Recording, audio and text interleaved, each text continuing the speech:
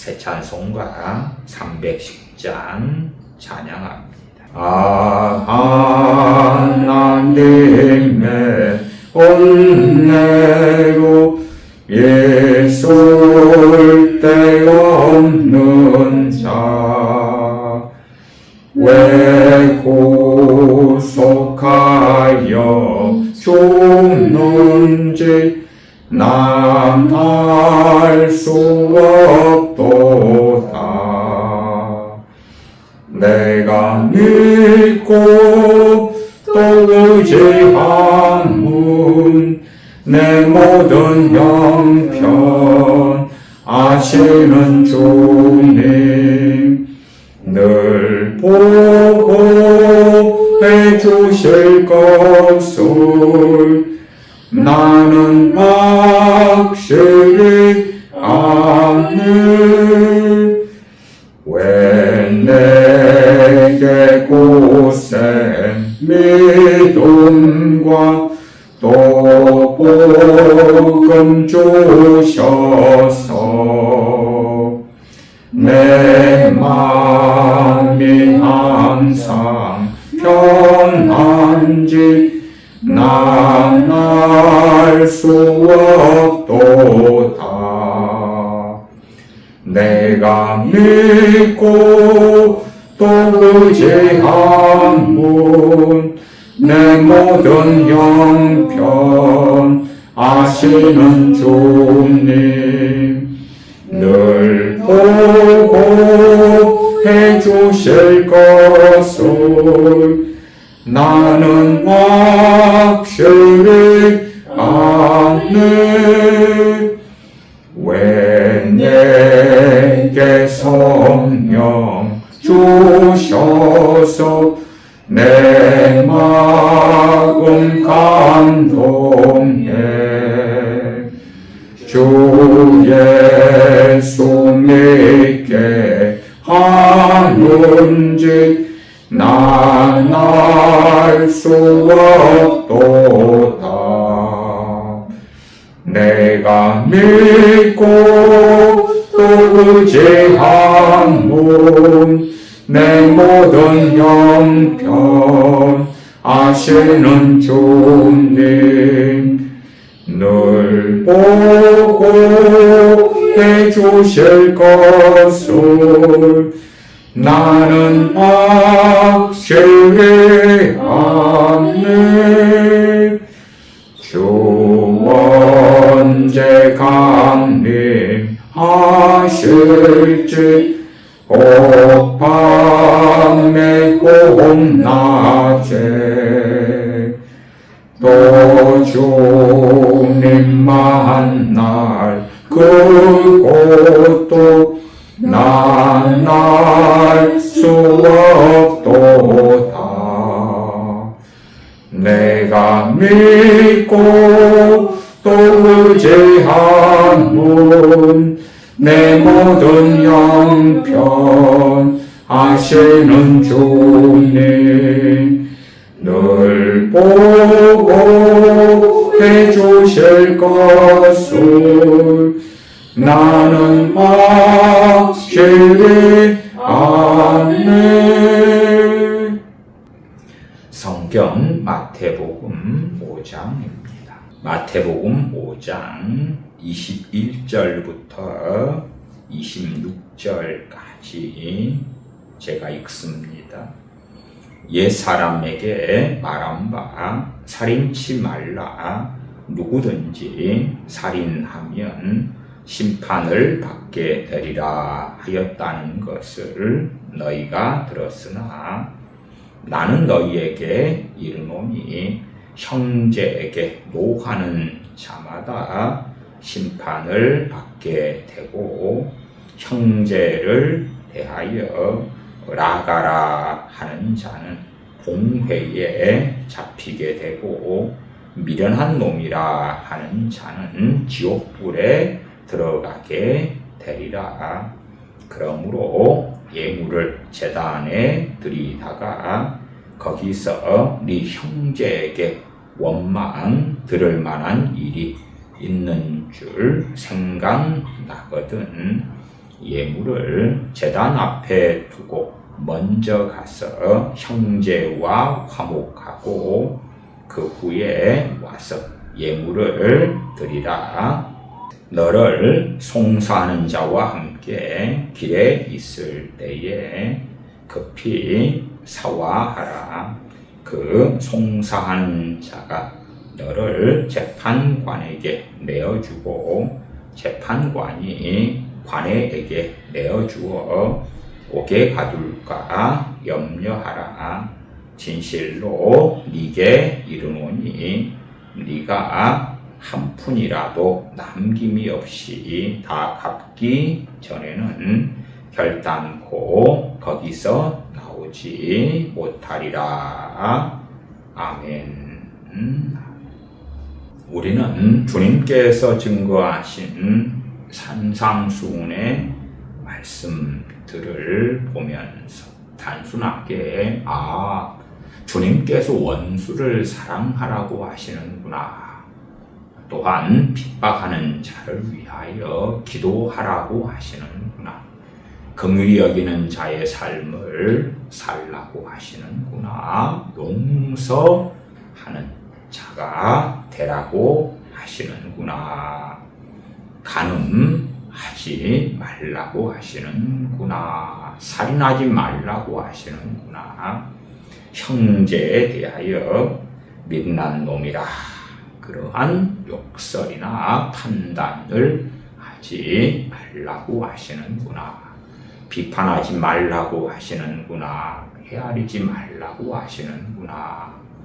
등등등 교훈을 삼아서 우리가 이러한 삶을 사는 것이 하나님의 뜻이구나. 그리고 주님의 산상수훈의 말씀을 붙잡고 산상수훈의 말씀대로 살려고 애쓰고 수고하는 것은 참 귀하고 아름다운 것입니다. 그러나 주님의 산상수훈의 말씀을 듣고 보면서 단순히 거기에 그친다면 진정한 주님께서 말씀하신 뜻과 의미를 제대로 알지 못하는 자가 되고야 마는 것입니다. 주님의 산상수훈의 가르치심을 통하여서 우리가 명백히 깨닫고 알아야 하는 것은 내가 얼마나 끔찍한 죄인인가 하는 것입니다. 주님께서는 죄에 대한 하나님의 명백한 판결을 계속 반복하여서 가르쳐주고 계십니다. 그러나 죄에 대한 주님의 판결을 보고 들으면서도 나의 과거의 잘못과 죄는 덮어버리고 앞으로 이러한 잘못된 삶을 살지 않으면 괜찮지 않을까. 물론 아무리 그렇게 결심하고 작정한다 할지라도 대부분 많은 경우에 넘어지고 자빠지겠죠. 물론 그러한 세월을 수십 년 보낸 다음에 많이 성화되고 성령 충만하고 주님과 동행하는 자의 삶을 살았다고 합시다. 그래서 신앙생활한 지 수십 년 지난 다음에는 주님께서 산상수훈에 명하신 말씀들 대부분을 잘 지키고 살고 있다고 가정하십시다. 그렇다 해서 과연 된 것입니까? 그 말씀들을 지키기 위하여 넘어지고 죄를 짓고 하는 수없이 많은 죄들은 어떻게 할 것이냐 그 말입니다. 21절을 보십시다. 옛사람에게 말한 바 살인치 말라. 누구든지 살인하면 심판을 받게 되리라 하였다는 것을 너희가 들었으나 10계명, 6계명에 살인치 말라 하는 하나님의 계명을 우리는 듣고 봅니다. 그 외에도 살인죄에 대한 율법에 기록된 많은 말씀들이 있습니다. 우리는 겉보기에 사람을 직접적으로 때려서나 칼로 찔러서나 죽이지만 않으면 되는 거야 하는 선에서 머물기를 원할지 몰라도 주님께서는 기본적인 율법의 말씀을 넘어서서 하나님 아버지의 깊은 말씀들을 가르쳐 주셨습니다. 22절에 나는 너희에게 이르노니 형제에게 노하는 자마다 심판을 받게 되고, 자, 단순하게 형제에게 노한다. 그래서 심판받아. 그런데 이 죄는 경미할 거야. 그렇게 착각하면 안 되는 것입니다. 왜냐하면 21절에 누구든지 살인하면 심판을 받게 되리라 말씀하셨기 때문에 그 심판은 정죄를 받는 심판을 말씀하는 것이고, 그 심판의 결과는 영원한 멸망 지옥불에 떨어지는 것입니다. 그렇기 때문에 21절을 어느 정도 이해하는 사람은 22절에서 형제에게 노하는 자마다 성질 내는 사람마다 심판을 받게 된다. 그리고 22절 하반으로 가면 지옥불에 들어가게 되리라.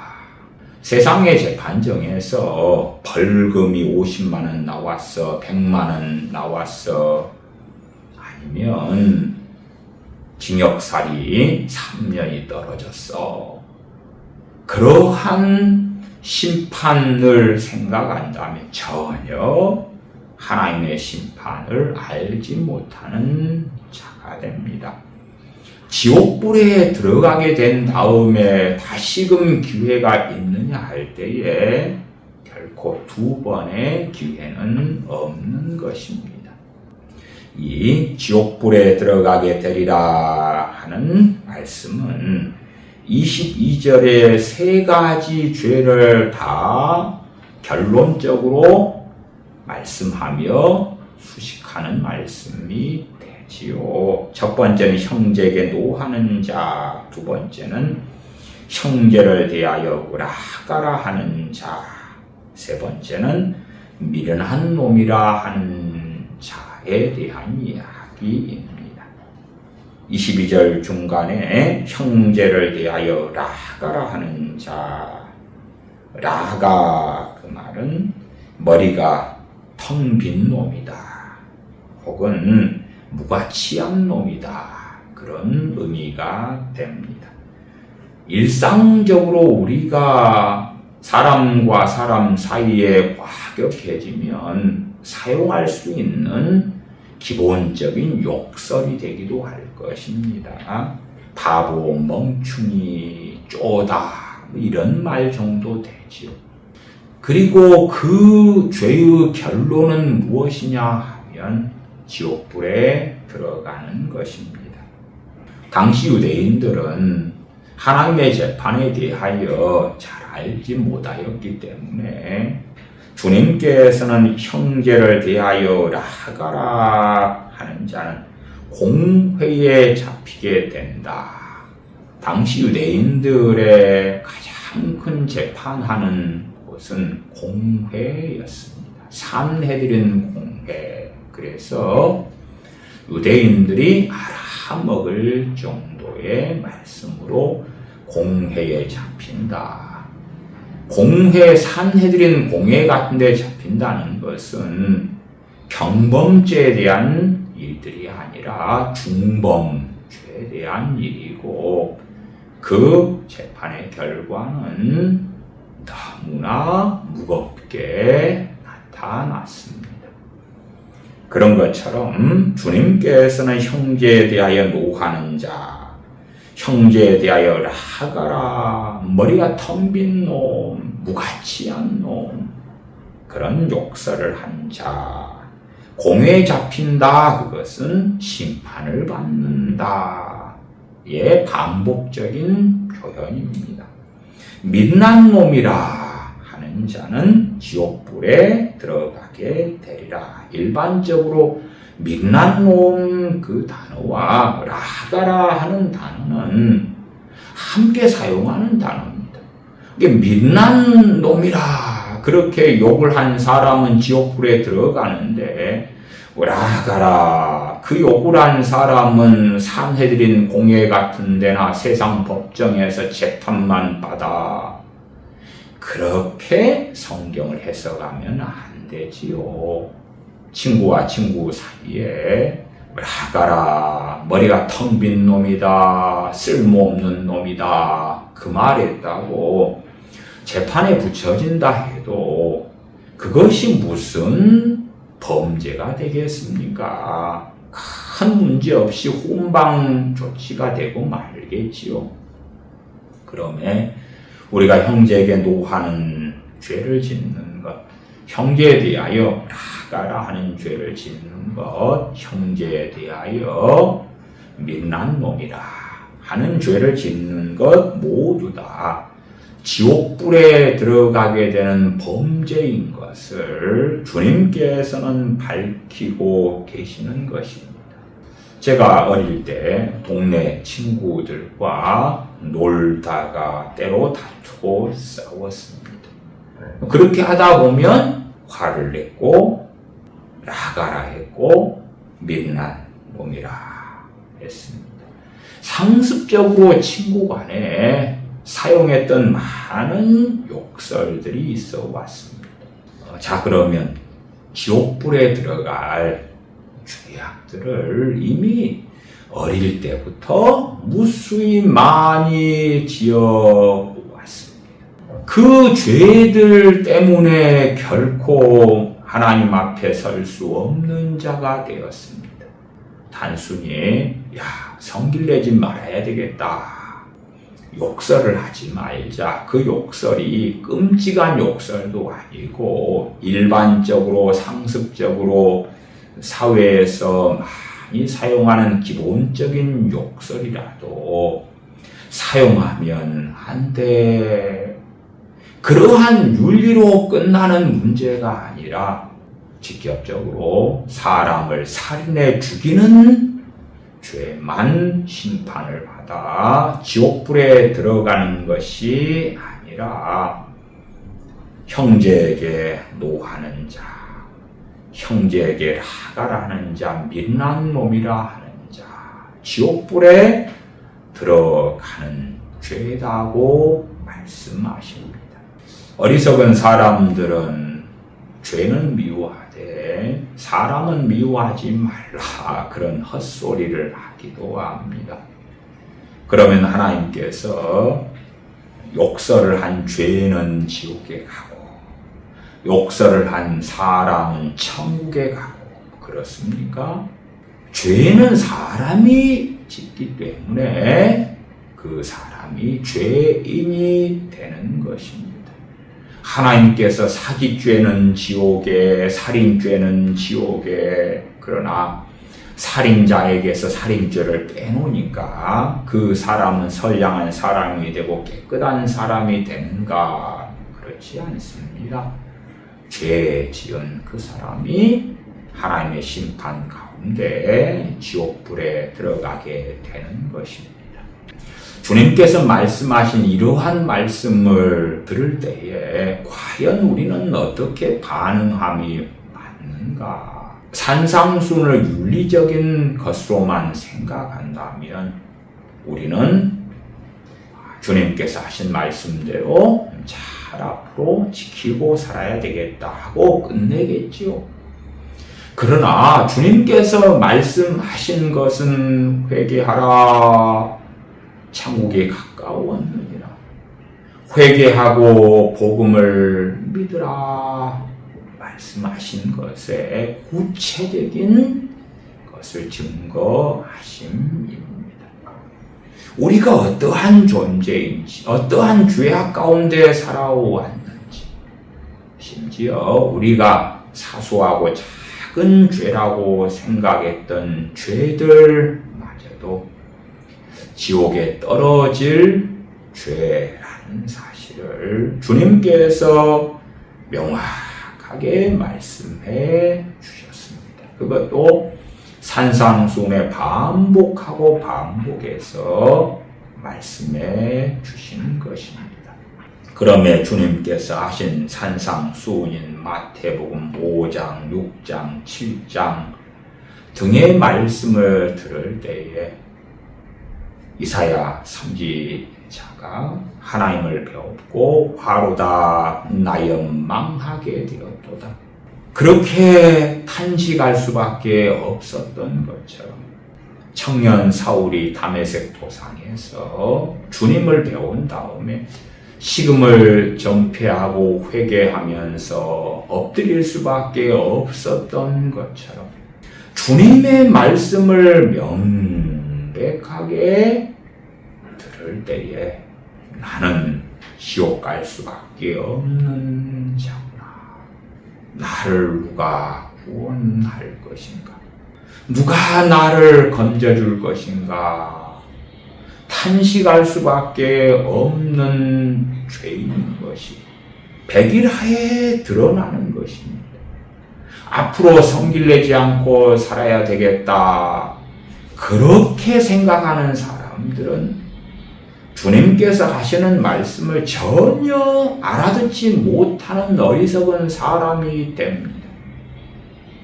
이 주님께서 말씀하시는 대상인 유대인들은 선민 이스라엘이고 하나님의 백성들이기 때문에 여기에서 형제라 하는 말씀은 단순하게 육신의 형제를 이야기하는 게 아니라 이스라엘, 하나님의 백성, 선민, 유대인들 서로 각자에 대한 이야기입니다.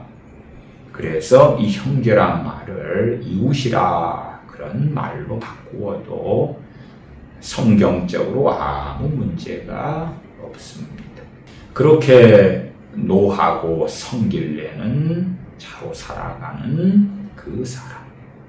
물론 내가 형제에게 노했다. 100번을 채우면 지옥불에 들어가느냐? 그렇지 않습니다. 단 한 번.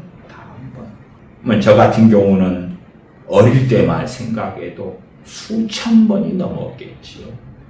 친구들에게 노한 무수한 일, 나아가서 육신의 형제에게 노한 무수한 일이 있습니다. 심지어 부모에게 성길낸 많은 일들이 있습니다.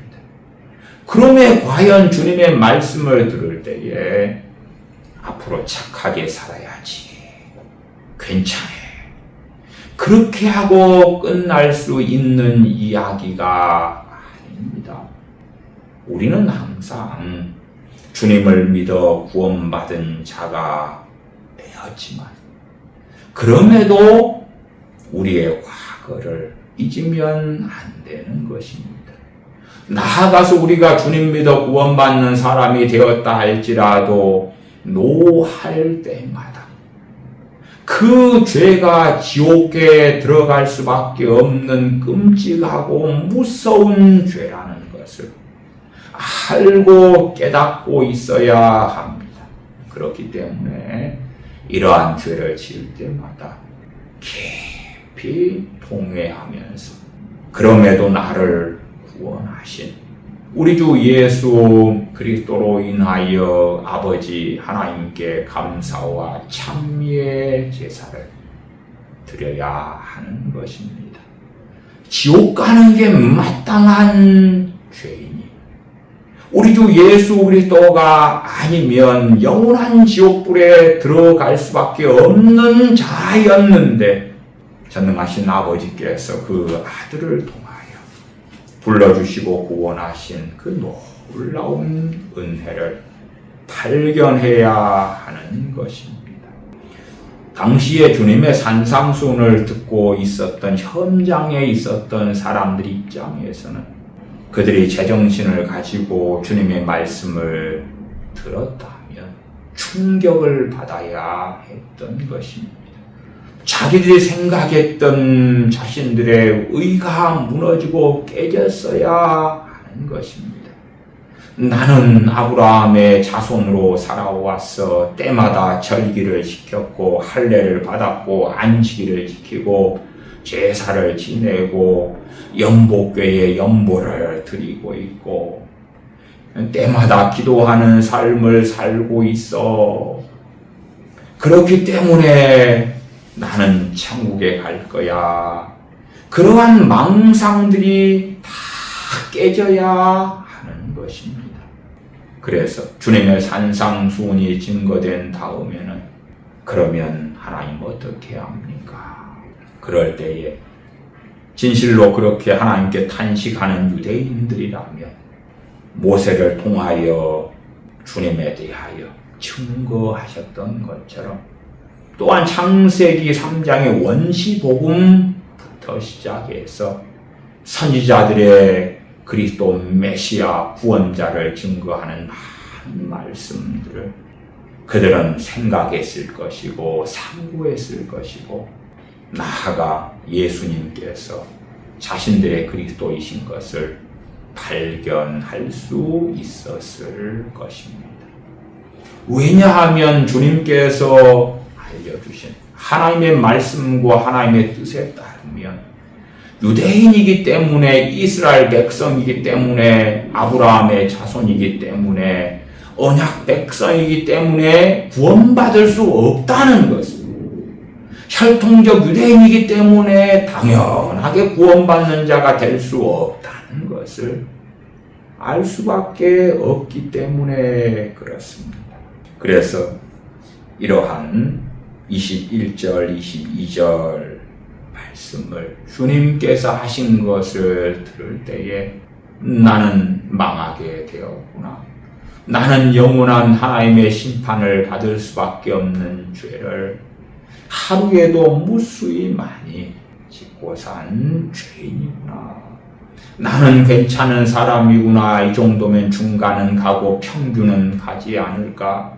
나 정도면 선량하지 않을까. 괜찮지 않을까 하는 자기의가 있을 자리가 결코 없는 것입니다.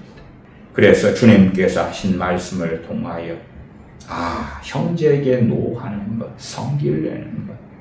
성길 낼 때에 가장 위선을 떨 수 있는 성길 내는 방법은 짜증을 내는 거죠. 짜증 정도면 성길을 내지만은 표시가 덜 달 거라고 생각하기 쉽지요. 자녀라면 부모가 하는 말을 듣고 성질이 나서 방문을 꽝 하고 닫고 들어간다든지 아니면 무슨 말을 해도 성질 났기 때문에 듣지도 않고 모른 척 해버린다든지 다양한 방식의 성질 내는 일들이 가득하겠죠.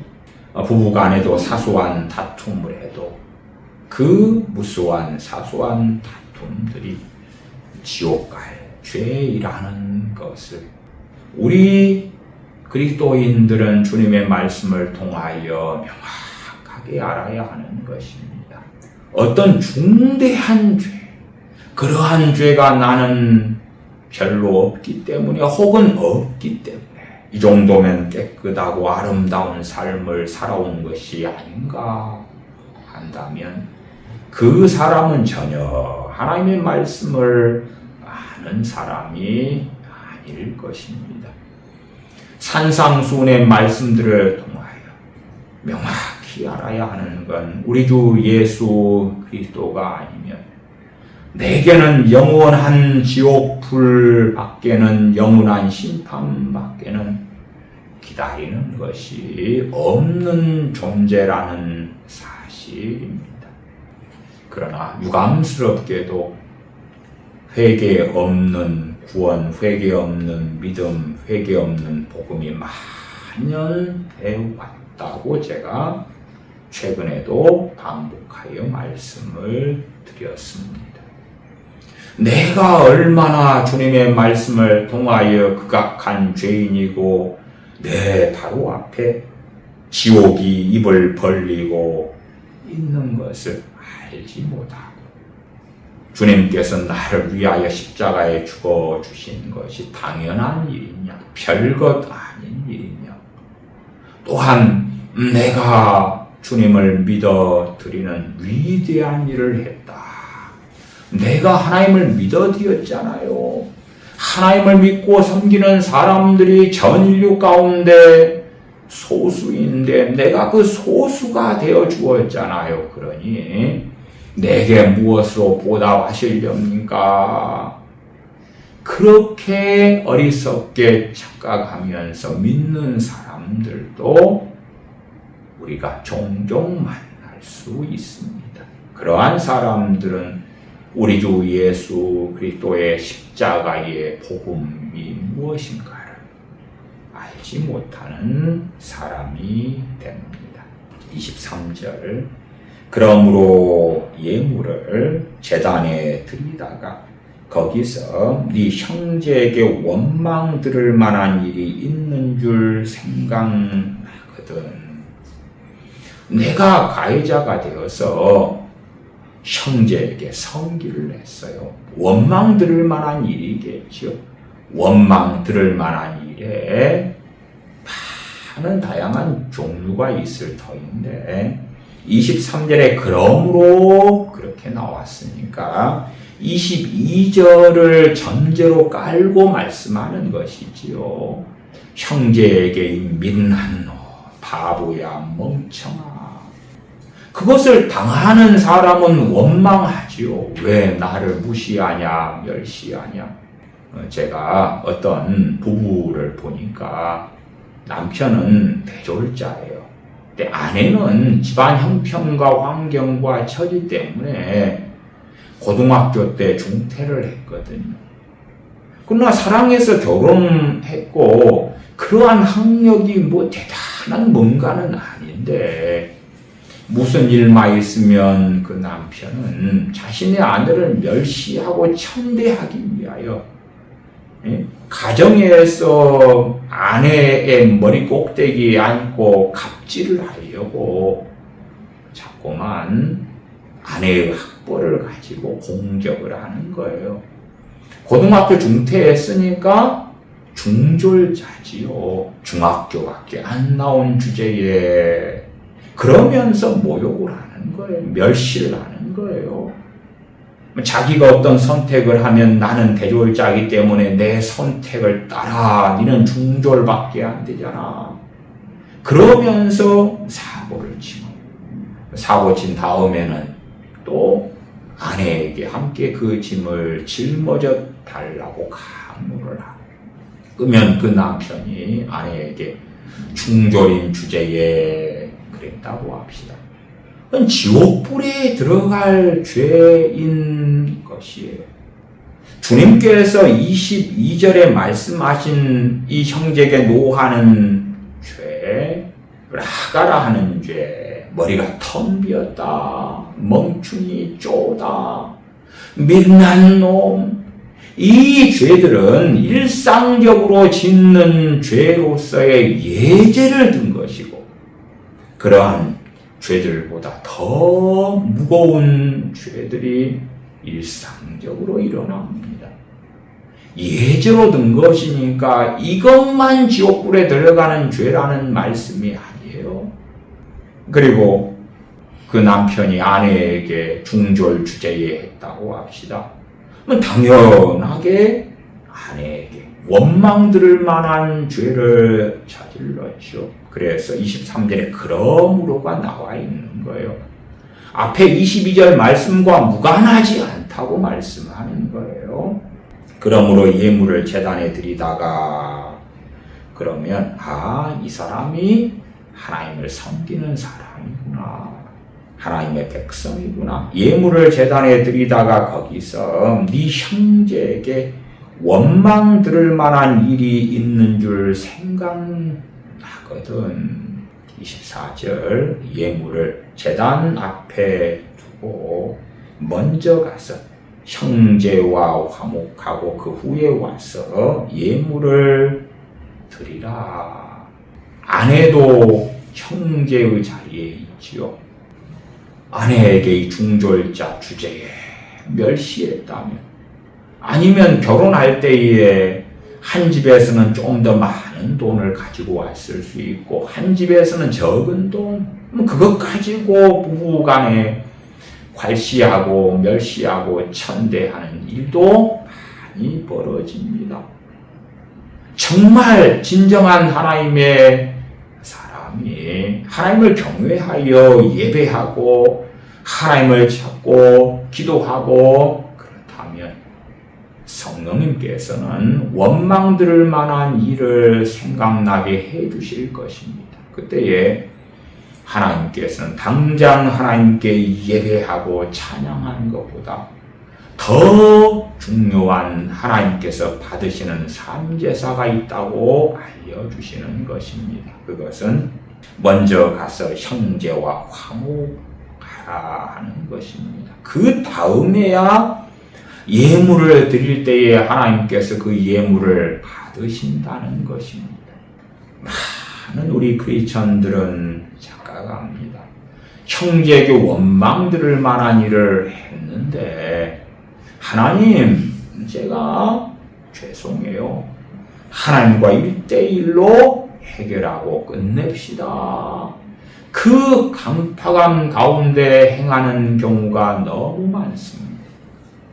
우리가 어떤 사람에게 잘못한 다음에 미안합니다, 죄송합니다, 잘못했습니다, 심지어 손해배상까지 해야 되는 일이라면 그건 얼마나 우리의 자존심과 체면을 무너뜨리는 일이 되겠습니까? 그렇기 때문에 결코 쉽지 않지요. 그러니까 내가 형제에게 원망 들을 만한 일을 해놓고 골방에서 하나님, 제가 그렇게 잘못했어요. 어리석게 했어요. 이상 끝. 하나님 용서해 주셨지요. 그런 것을 하나님께서는 용납하시거나 인정하시지 않습니다. 그러한 어리석고 잘못된 회개를 진실한 회개로 인정하시지 않습니다. 그래서 구약의 5대 제사 가운데 속죄제와 속건제에 대해서도 제가 말씀드렸습니다. 속건제의 경우는 배상이 필요한 죄다. 그래서 먼저 배상액 플러스 5분의 1인 20%를 더해서 피해자에게 준 다음에 속건 제물을 가지고 하나님께 제사를 드리라고 말씀하는 거죠. 본질적으로 모든 죄는 하나님께 지은 죄이기 때문에, 그러나 배상이 필요한 죄에 있어서 하나님께만 잘못했어요 함으로 해결되는 것이 아니다. 배상을 먼저 해라. 배상을 먼저 해라. 하나님께서 율법부터 시작하여 그렇게 말씀해 오셨습니다. 나아가서 자, 지금은 신약시대니까 그건 필요 없어. 그렇게 산상수훈에서 주님께서 말씀하시는 게 아닙니다. 주님께서나 선지자 세례 요한이나 회개에 합당한 열매를 맺으라고 말씀하지요. 열매로 그들을 알지라. 주님께서 마태복음 7장에 명확하게 말씀하십니다. 그러나 열매 맺을 생각은 하지 않고 하나님 잘못했어요. 심지어 하나님 알고 지은 죄 모르고 지은 죄 다 퉁쳐서 용서해 주세요. 용서해 주신 줄 믿습니다. 그렇게 기도한다면 그 사람은 굉장히 강팍한 자인 것을 스스로 밝히는 것이 됩니다. 주님께서는 형제에게 원망 들을 만한 일이 생각났을 때에 심지어 그 자리가 예물을 제단 앞에 드리는 그 자리에서 생각났다 할지라도 24절 예물을 제단 앞에 두고 먼저 가서 형제와 화목하고 그 후에 와서 예물을 드리라고 말씀하셨습니다. 말씀합니다. 25절입니다. 너를 송사하는 자와 함께 길에 있을 때에 급히 사화하라. 누가 내게 억울한 일을 당하고 피해와 손해를 당해서 나를 송사했다. 그럴 때에 급히 사화해라. 화해를 해라. 그래서 화해할 때는 배상금이 필요하지요. 우리가 세상적으로도 합의금을 줘야 되는 일들이 있죠. 그것처럼 상대방의 마음을 녹일 정도로 상대방이 합의를 해줄 정도의 배상금을 지불해야 되겠죠. 이 25절도 단순하게 세상 재판을 가지고 주님께서 말씀하고 계시는 건 아닙니다. 세상 재판을 가지고 비유로 사용하시는 것이지요.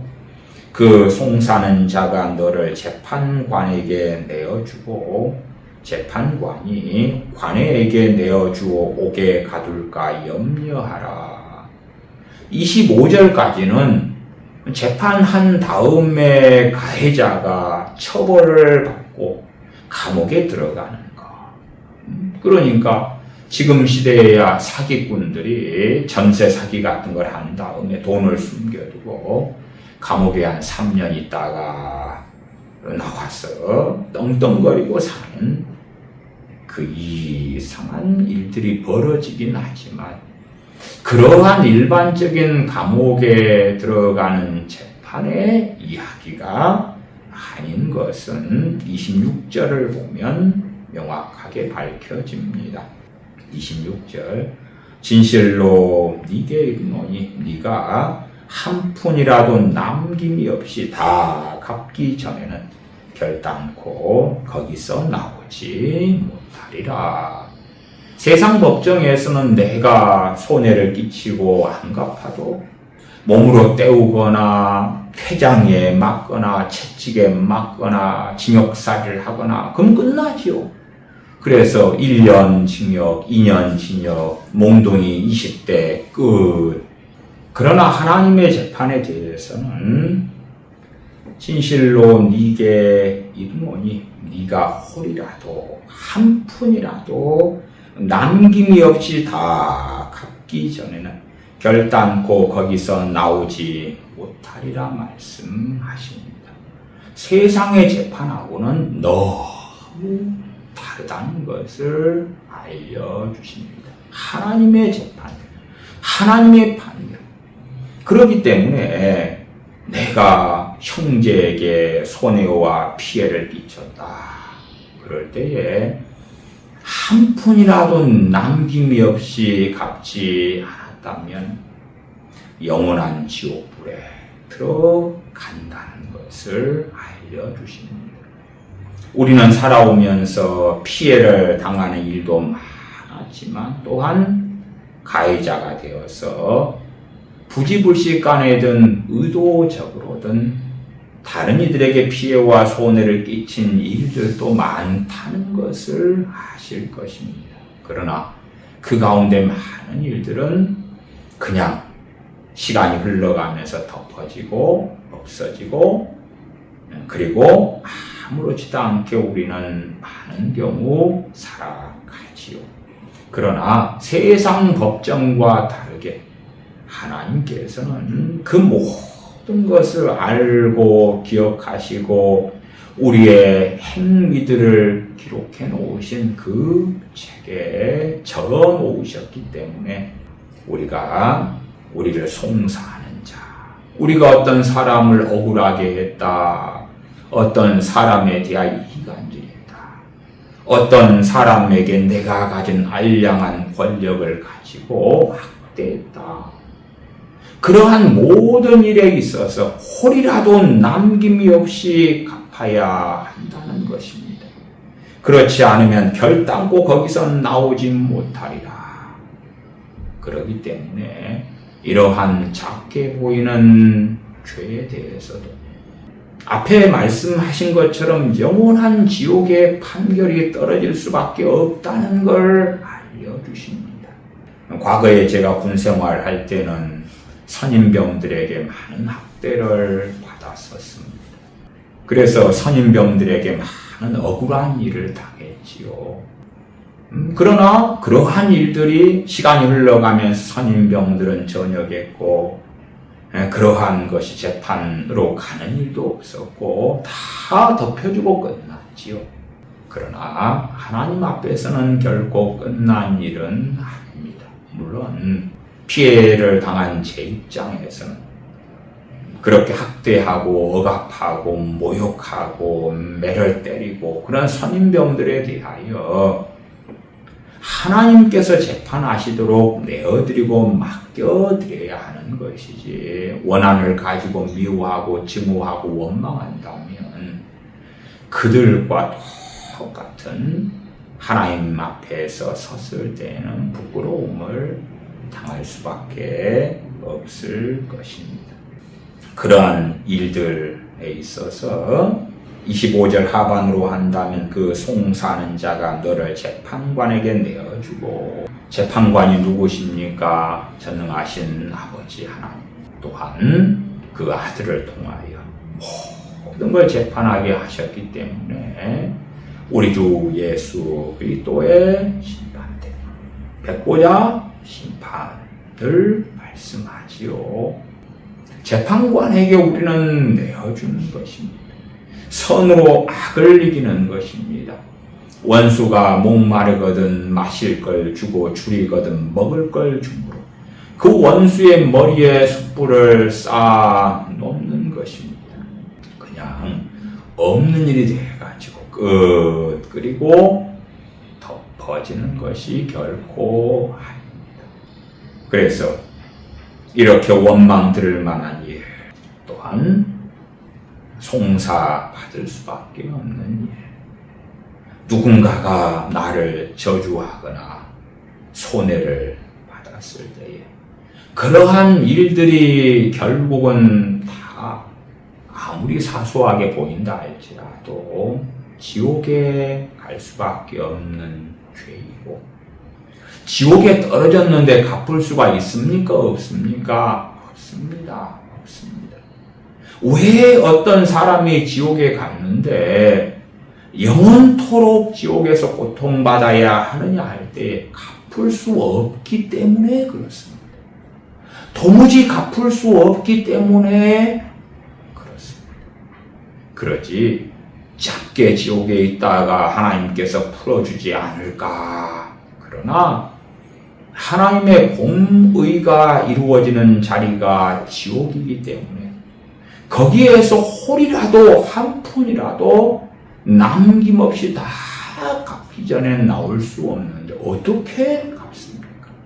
어떻게 갚느냐 그 말이에요.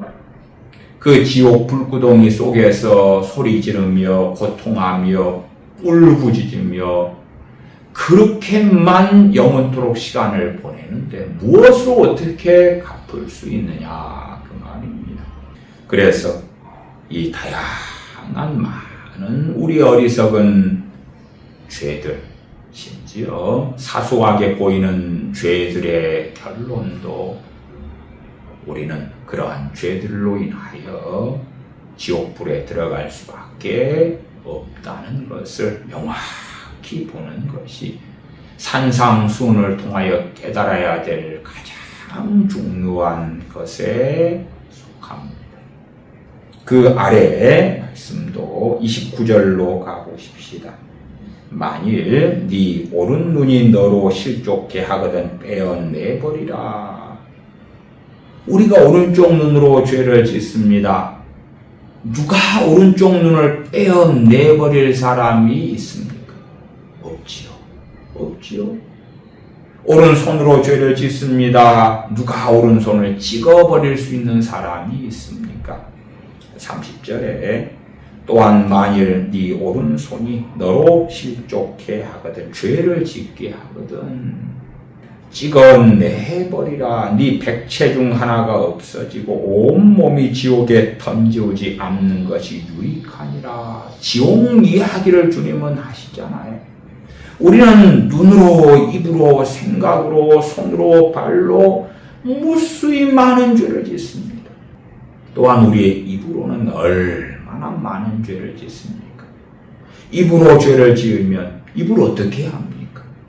뭐 꿰맬 수 있습니까? 아니면 입을 완전히 뽕해버리거나 파괴시켜버립니까? 그렇지 않지요. 입으로 죄를 짓든지 손으로 짓든지 눈으로 짓든지 결론은 온몸이 다 지옥에 던져지는 것입니다. 그러면 이러한 마태복음 5장 등의 말씀을 우리가 볼 때에 우리 주 예수 그리스도를 통한 하나님의 대속의 은혜, 구원의 은혜, 우리 주님께서 나를 위하여, 나를 구원하시기 위하여 자신의 생명을 내어주심에 대하여 어찌 감사하지 않을 수 있고 찬양하지 않을 수 있는가 하는 것입니다. 자, 이제 산상순을 통하여 우리가 반드시 발견하고 알아야 될 나는 어떤 존재인가? 나는 영원한 심판을 받을 수밖에 없는 죄인이라는 사실. 그러기 때문에 회개하라. 무슨 회개입니까? 무수히 많이 지은 죄들을 구체적으로 회개해 가는 것은 주님을 믿은 다음에 매일의 회개 가운데 성화되어져 가는 것일 것이고, 이 무수히 많은 죄를 지은 죄인인 것이 우리 주님이 아니면 구원받을 수 없는 죄인인 것을 깨닫고 회개하는 것, 하나님께로 터닝하는 것, 그것이 구원 얻는 회개가 되는 것이고, 그것이 참된 믿음으로 나아가는 것이 되는 것입니다. 이어서 두 번째 내용은 지난 시간에 이어서 백보자 심판에 대한 것입니다. 백보자 심판은 하나님의 공의와 사랑이 이루어지는 곳이다 말씀드렸습니다. 우리 주 예수 그리스도의 십자가도 주님께서 죄인들을 위하여 십자가에 죽으시지 않으시면 결코 우리 죄인들은 구원받을 수 없기 때문에 십자가에 죽으시는 그 하나님의 공의가 나타나는 것이고, 또한 하나님께서 세상을 이처럼 사랑하사 독생자를 주시는 그 사랑, 그 아들의 생명을 내어주시는 그 사랑이 이루어지는 곳이 주님의 십자가였습니다. 그것처럼 백보자 심판에 있어서 영벌 속에 들어갈 사람들에게는 하나님의 공의만이 드러날 것이고, 영생을 얻게 되는 하나님의 사람들에게 그들이 선악간에 행한 일들이 많은 경우 드러나고 밝혀지고 수치를 당하고 부끄러움을 당할 터인데, 그러나 주님께서 대언자이시고 주님께서 재판자이시지만 또한 중보자이시며 대제사장이시기 때문에 무수히 많은 회개하지 않은 죄, 사랑하지 않은 죄, 사랑이 부족한 죄, 또한 자신의 책임을 다 이행하지 못한 그 많은 죄들이 밝혀져서 수치와 부끄러움 가운데서 주님께서는 내가 너를 위하여 십자가에 죽었노라, 내 피로 너를 구원하였기 때문에 너의 이 무수한 부끄러움의 죄들이 있더라도 너는 영생 속에 천국을 유업으로 받을 것이라는 그 선언을 공적으로 하시는 자리가 주님을 믿는 자들에게는 되기 때문에 하나님의 놀라운 사랑이 이루어지는 자리가 될 것입니다. 단지 주님을 믿는 사람들이 너는 이것을 잘했고 저것을 잘했고 이것을 칭찬하노라 저걸 칭찬하노라 이렇게 멋지고 아름다운 삶을 살아왔기 때문에 너는 천국이야. 그렇다면 하나님의 놀라운 그 사랑은 제대로 드러나지 않을 것입니다. 하나님의 무수히 많은 백성들의 수치와 어리석음과 죄악이 드러나고 백보자 심판에서 고린도전서 3장 말씀처럼 해를 받되 그러나 불 가운데 구원을 없는 자 되는 것처럼 해 가운데 수치와 부끄러움 속에서 탄식하지만 주님께서는 그 사람의 구주이신 것을 밝히실 것이고 자신의 무수히 많은 세상에서 해결하지 않은 죄들, 회개하지 않은 죄들, 사랑하지 않은 죄들, 용서하지 않은 죄들, 비난하고 판단하고 정죄하고 원망들을 말한 무수한 죄들, 그 죄들이 회개치 않았을 때에 밝혀지겠지만 그래서 그 사람들은 자신들의 회개하지 않은 죄들이 밝혀질 때에 내가 지옥에 떨어지는 것이 아닌가 두려워할지 몰라도 그럼에도 구원받는 하나님의 자녀인 것이 드러날 수밖에 없는 건 전능하신 아버지 하나님께서 그 아들을 통하여 사랑하시는 그 사랑의 위대성이 그 사랑의 영광이 드러날 것이기 때문에 백보자 심판되는 하나님의 사랑과 공의가 이루어지는 곳이다 말씀드렸습니다. 로마서 14장 12절에 이러므로 우리 각 사람이 자기 일을 하나님께 짓고 하리라. 고린도후서 5장 11절에 이는 우리가 다 반드시 그리스도의 심판대 앞에 나타나게 되어 각각 선악간에 그 몸으로 행한 것을 따라 받으려 함이라. 사람이 죽은 다음에 천국과 지옥으로 갈 때에 그 몸을 가지고 가지 않습니다. 그렇기 때문에 하나님의 심판의 기준은 살아있을 때 육신을 가지고 살 때에 그 몸으로 행하고 살아갈 때에 일들을 가지고 선악간의 심판을 받는 것입니다. 고린도 교회에서는 성찬의 문제가 있었습니다.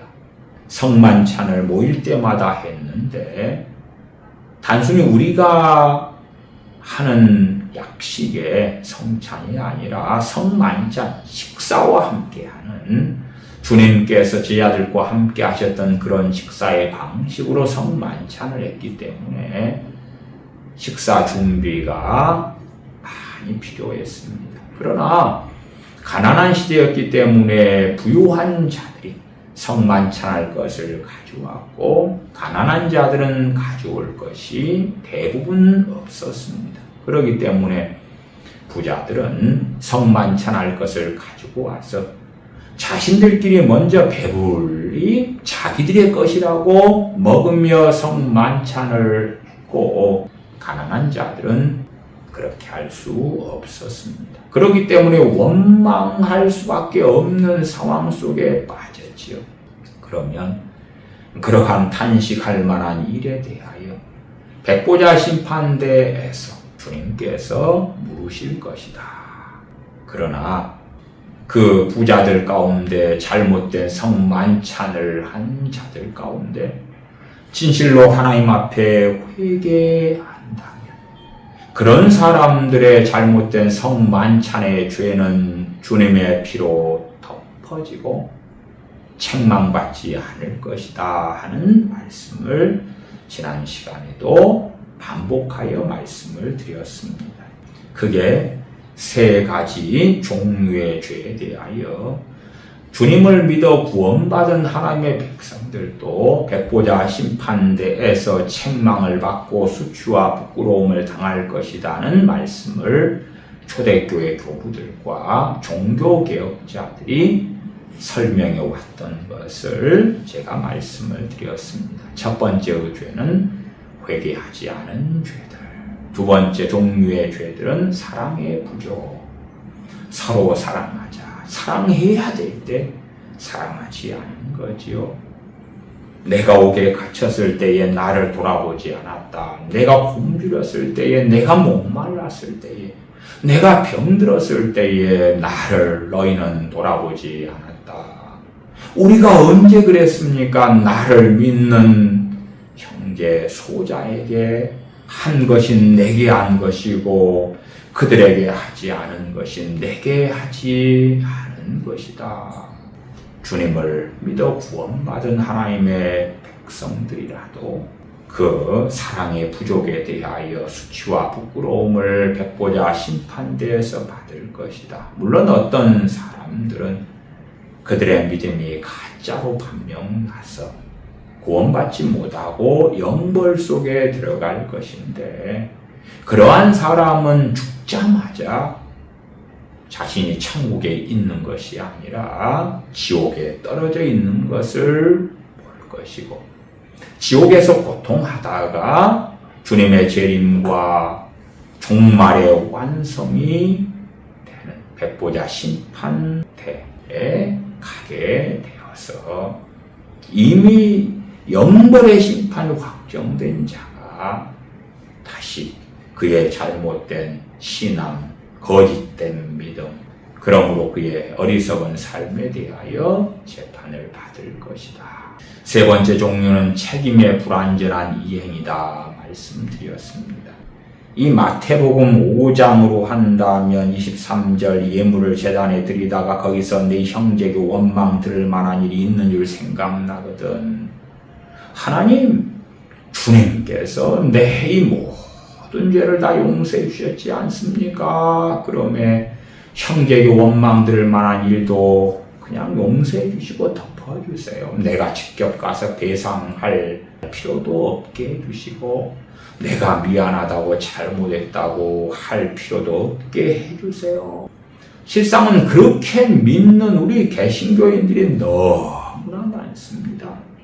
그러나 종교개혁자 존 칼빈이나 마틴 루터는 그렇게 말하지 않습니다. 그렇게 말하지 않아요. 존 칼빈은 진실로 회개한 죄는 정죄, 고발의 대상에서 완전히 제외됩니다고 잘 설명합니다.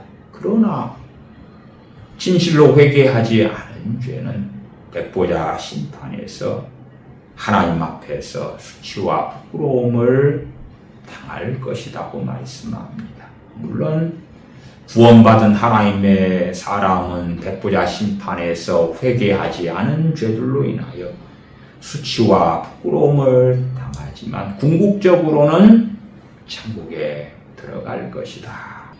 또 26절에 보시면 진실로 네게 이르노니 네가 한 푼이라도 남김이 없이 다 갚기 전에는 결단코 거기서 나오지 못하리라. 그러나 주님을 믿어 구원받은 사람들은 영벌 속에 영원한 멸망, 지옥의 불구덩이 속에 있지는 않을 것이지요.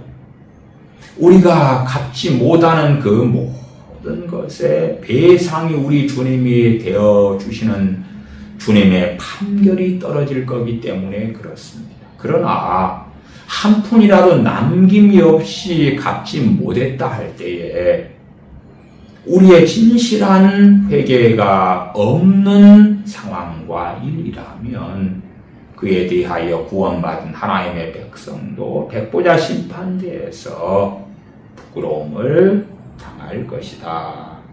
이에 대하여 요한 크리소스톰은 이렇게 말합니다. 우리 구원받은 하나님의 백성이라도 재판장 되시는 그리스도 앞에 설 때가 되면 더 이상 형제와 화해할 기회는 없게 되는 것입니다. 그렇기 때문에 살아있을 때, 회개의 기회가 있을 때에 회개해야 되는 것입니다고 잘 말합니다. 어거스틴은 성도에게도 사후 책임의 문제가 있다고 말합니다. 사후 책임의 문제는 백보자 심판대에서 구원받은 하나님의 백성들이 홀이라도 한 푼이라도 남김없이 갚지 않은 일들에 대하여 책임을 지게 될 것이다. 물론 그러나 구원받을 것이다. 그래서 우리가 실제적으로 다 갚을 수 있느냐 없느냐의 다양한 상황들이 존재할 것입니다. 내가 누구에게 손해를 끼쳤는데 그를 만날 수도 없다. 혹은 그가 돌아가셨다. 그럴 경우는 어떻게 못할 하나님께서는 우리가 진실로 회개했느냐를 확인하시죠. 우리가 진실로 회개한 죄들에 대해서는 백보자 심판대에서 부끄러움을 당하지 않게 됩니다. 단지 요한일서 1장 9절에 우리가 우리 죄를 자백하면 저는 미쁘시고 의로우사 우리 죄를 사하시며 우리를 모든 불의에서 깨끗게 하실 것이요 라는 말씀 전에 7절에 우리가 빛 가운데서 행하는 것, 빛 가운데서 살아가는 것을 먼저 말씀하는 것입니다. 그것이 열매 맺는, 회개에 합당한 열매를 맺는 진정한 회개의 삶이기 때문에 우리가 주님 안에 거하며 주님과 동행하고 살아갈 때에 우리가 백보자 심판대 앞에 설 때는 부끄러움을 당할 일이 거의 없을 것이다. 우리가 어떤 사람들에게 잘못해도 시간이 지나면 기억도 못하고 만나지도 못할 많은 상황과 일들이 있지 않습니까? 제가 초등학교 다닐 때 한 반의 학생들이 60명이 넘었어요. 60명이 넘는 친구들과 우당탕탕하고 이런 일 저런 일이 있지만은 몇 년 지나면 만나지도 못하고 까마득하게 다 잊어버리고 맙니다. 내 기억 속에 없는데 나는 어떻게 배상할 수 있으며 사죄할 수 있으며 갚을 수 있단 말입니까? 그러나 우리가 진실로 하나님 앞에서 회개하면서 의의 길, 진리의 길을 걸어갈 때에 하나님께서는 내가 회개했다고, 내가 진실로 하나님 앞에 회개하는 자의 합당한 삶을 살았다고 인정해 주시고 백보자 심판대에서 내가 기억하지 못하는 많은 어리석은 죄로 인한 책망이, 부끄러움이, 수치가 없게 하실 것이다. 물론 우리가 기억하지 못하는 그 자잘한 죄들도 지옥불에 영원토록 우리가 들어갈 죄라고 앞에서 충분히 말씀을 드렸습니다. 야고보서 5장 9절에 형제들아 서로 원망하지 말라. 그리하여야 심판을 면하리라. 보라 심판주가 문 밖에서 계시니라. 형제들아 서로 원망하지 말라. 거기서 형제들, 그 말은 우리 주님을 믿어 구원받은 그리스도인들이란 이야기입니다. 구원받은 하나님의 백성들이니까 서로 원망하고 치고받고 시기하고 질투하고 사기치고 도둑질하고 그래도 이미 구원받았으니까 괜찮아. 그렇게 하나님께서는 말씀하시지 않습니다. 형제들아 서로 원망하지 말라. 그리하여야 심판을 면하리라. 예수님 믿었으니까 심판 안 받아. 그렇게 말씀하시지 않습니다. 주님 믿어 구원받는 사람도 백보자 심판을 결코 피할 수 없고 면할 수 없는 것입니다. 원망하는 삶을 살다가 다행히 구원받았다, 천국에 갔다. 그러나 그 원망하는 것들을 회개하지 않았을 때에 그들은 백보자 심판대 앞에서 수치와 부끄러움을 반드시 당할 것이고 그들의 원망하는 어리석은 죄악들이 공개적으로 백일하에 드러날 것입니다. 종교개혁자 존 칼빈은 형제들아 서로 원망하지 말라. 그리하여야 심판을 면하리라. 보라 심판주가 문 밖에 서 계시니라. 야고보서 주석에 이렇게 말합니다. 백보자 심판 때에 행위에 따른 책임의 심판과 상급의 심판이 이루어질 것입니다. 믿음의 사람들, 구원받은 하나님의 백성들이 원망하는 삶을 살 때에 그 원망하는 어리석고 악한 행위에 대하여 백보자 심판 때에 심판을 받을 것이다. 그러나 지옥에 떨어지는 정죄는 받지 않을 것이다. 나아가 하나님 앞에 의롭고 올바르게 산 일들에 대하여서 상급의 심판도 받을 것이다. 정말 많은 크리스천들은 우리가 죽어 천국에 가면 상급의 심판밖에 없어 라고 믿고 싶고 그런 거짓 속에 살아갑니다만 결코 종교개혁자들이나 초대교회 교우들은 성경을 그런 이상한 식으로 해석하지도 않았고 성경 본문이 그렇게 나와 있지도 않습니다. 그래서 고린도후서 5장 10절에 이는 우리가 다 반드시 그리스도의 심판대 앞에 나타나게 되어 각각 선악간에 그 몸으로 행한 것을 따라 받으려 함이라. 그리스도의 심판대 앞에서 우리가 나타날 것이다. 설 것이다. 각각 선악간에 그 몸으로 행한 것. 너희는 예수님 믿는 사람들이기 때문에 악은 다 덮어줄 게가 아니라 선한 일과 악한 일에 대하여 다 받는 자리가 백보자 심판대가 됩니다. 선한 일들에 대해서는 칭찬을 받을 것이고 상급을 받을 것이고 악한 일들에 대해서는 수치와 부끄러움을 당할 것이다. 고린도전서 3장으로 한다면 해를 받을 것이다.